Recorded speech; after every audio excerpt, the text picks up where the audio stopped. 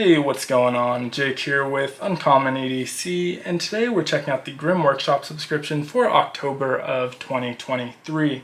This subscription's 20 bucks a month. They send you survival, EDC, or bushcraft type gear in the form factor of a credit card, dog tag, or medallion. So going to be super flat metal objects that aren't really meant to replace their full-size variations.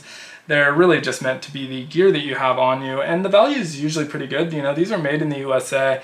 You get about 150% of the value that you pay for the subscription, and so that works out. Sometimes you'll also get early access or prototypes, which is fun.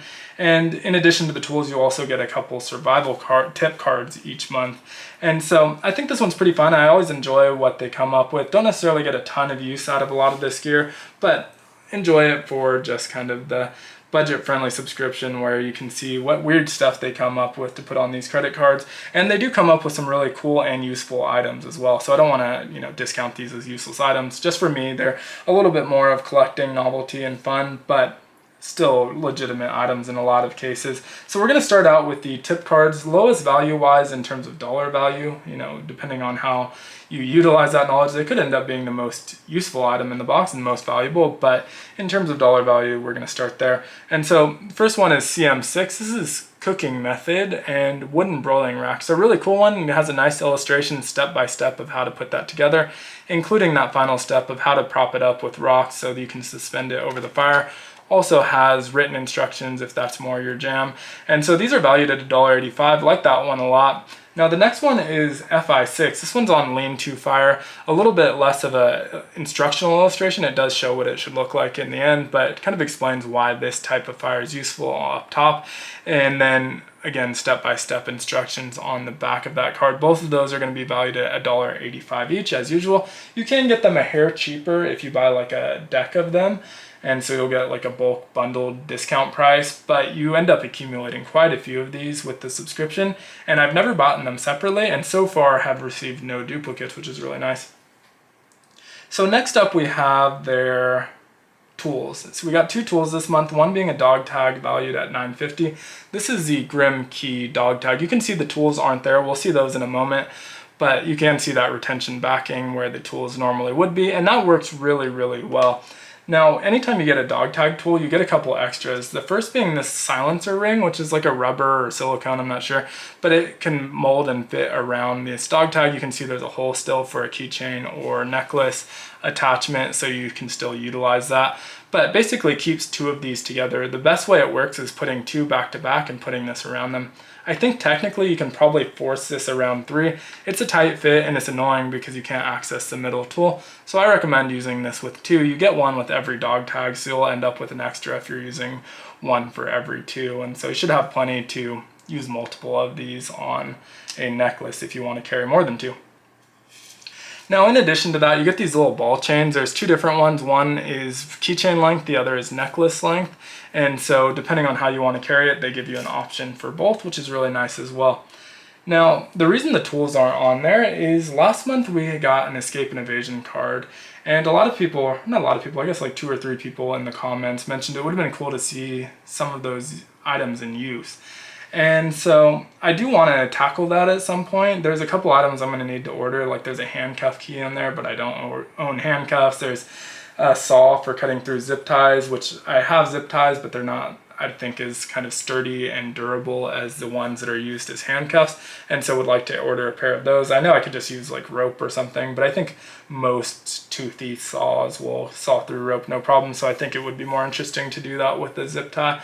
And so do need to order a couple items. I'll get to it at some point, but I already had a lock, so I could test these out. And in fact, this lock is one we've seen before when I tested out the Grim Workshop credit card lockpick cards, and those were a pleasant surprise. I practiced with them a little bit more since then, and I'm able to really consistently open locks with that lockpick card, and you saw that on video in that time. Now we're going to test these ones out as well. I like the credit card size version. Wasn't a huge fan of the tension wrench. These ones are kind of dual duty. All of the tools double as a tension wrench. And so wasn't a huge fan of that. That extends here, but really not the problem with this one. Not a huge fan of this at all. And in fact, it's very unlikely that you're gonna see me get this unlocked today on camera. And so if you really want the satisfaction of seeing this unlock, you might have to go watch that other video. And that's because I have about a 5% or less success rate in picking this. And most of that comes down to these just being too short. And you'll see that actually. Let's just get them out and we can take a look. All of these are pulling double duty, so you have a pick or a rake on one end and the tension wrench on the other. So depending on which one you choose, you can really use any of them. Now, when I've had the most success, it's really been with this as the pick and this rake as the tension wrench. So that's what we're gonna try. We may try out the other method. I don't wanna spend a lot of time on this. I think it's gonna fail, and that's fine. Not super impressed with these. I probably will never use them again because I have the full-size version, which I like. And so initially I thought maybe I'm using too big a lock, but I tried like the luggage locks, TSA, they're combo locks, but TSA has a key for. And with those, it doesn't even fit in there. I can't get one in there, let alone the tension tool to turn it. And so they're too large for that. And so it definitely needs to be a larger lock. Now with this one, you'll see what happens is I'm pretty easily able to manipulate the early pins, and we need the tension to keep them from dropping past that gate. And so we just basically need to raise each of these pins enough to get past their gates. Pretty straightforward, to be honest, but we run into a problem after pin 5, and that's that you can see when we get to pin 6, the tension wrench portion of this tool that we're using as a pick is now hitting the actual one that we're using as a tension wrench and not really able to manipulate that. And so we're still able to get to pin 6 with a little bit of maneuvering, but my fingers just really aren't nimble enough to accommodate this. And so you can see you can technically get past there, but then it's hard to move it up and down. And so I'm having a very hard time getting to the 7th pin with this method. And so that's really not a success. This has been the most successful option actually, even though I'm not really able to get to the 7th very consistently. And you can see the reason I have it in that orientation is the end of the pick is pointed up here. The tension portion of it is facing the opposite direction.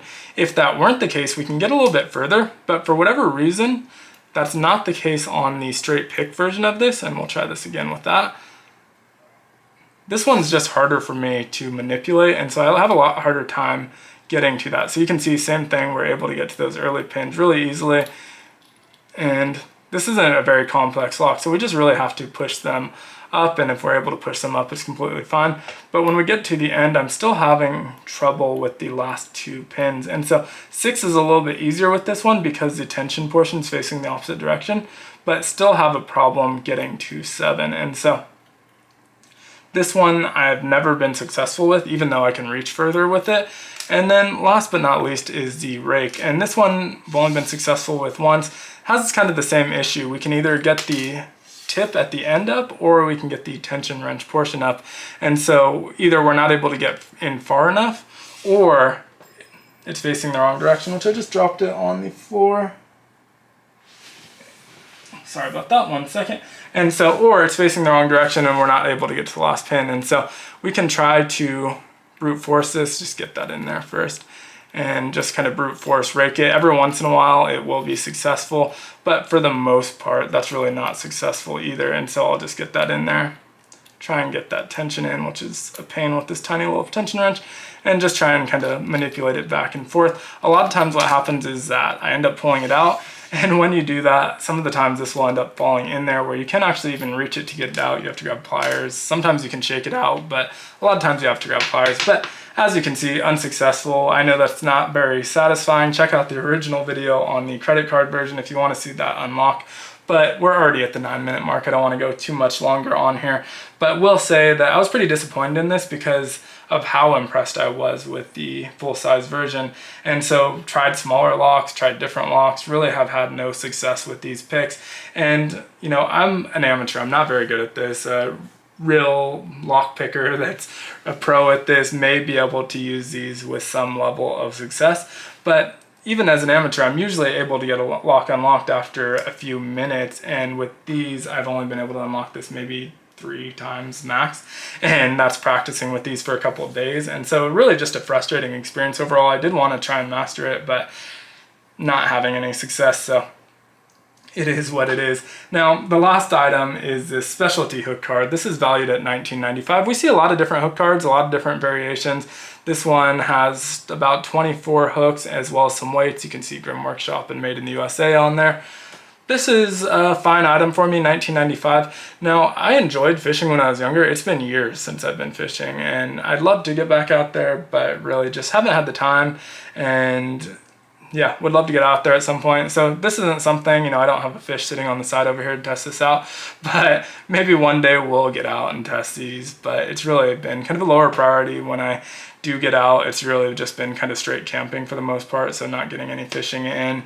But I do think these items are cool, and I've seen people have success. I forget his name. There was a guy who won a loan that has a YouTube channel. He uses them quite a bit and has had some success with them. So I know they work, but don't get a lot of use out of the fishing ones. I don't mind seeing them in here though, because I know other people do, and like I said, it's a cheap subscription that I enjoy just seeing what they come up with. So fine with me if I'm not going to get a ton out of use out of it, but really would have loved to have been able to use those lock picks, but wasn't for me. I would love to hear in the comments if you got this and you're able to successfully pick locks, if it's locks like this, larger locks or smaller locks. Like I said, with the smallest locks, they don't even fit in there, so don't know how you go about picking those ones up. But this is about the size lock that I'm typically trying to pick when I'm practicing, and so to not be able to pick one of these was a little bit disappointed.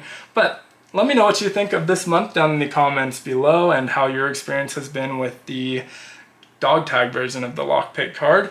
And as always, if you enjoyed the video, consider liking, subscribing, hitting the notification button, commenting, of course. They all help the channel out a ton, and I hope you have a great one. Take care.